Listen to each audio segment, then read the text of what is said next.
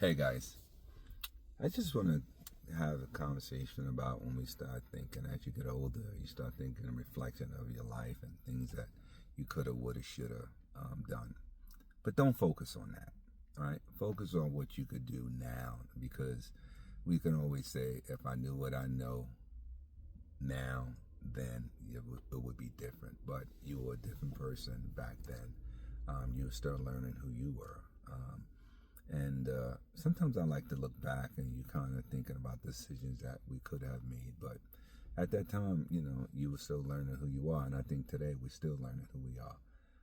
So it's important to look forward. But sometimes you have to look back to not make the same mistakes.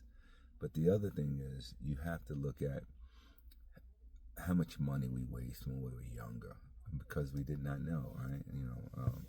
We always most people like to look the part and we kind of feel good. Okay, you get this, the car, we on vacation, and you got the nice clothes, and you feel good. But then as you get older, you realize how much money you kind of wasted, right? Because you could have took that money, and if you had financial literacy back then, you would have did things differently, right? So we have so many opportunities to learn about investing.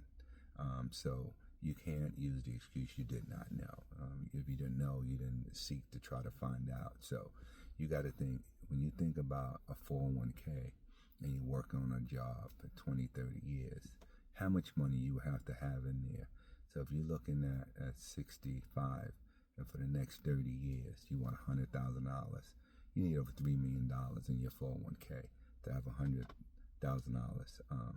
to be able to live off of. And with Social Security, inflations keep going up. So that's why when you sit back and think, people are frustrated, and the system is not made for us to win because we don't know how to play the game. We thinking that we're working and you got a good job, you go to college and all of that.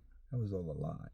So it's just different. So you have to do more than just a pension and do more than just a Social Security.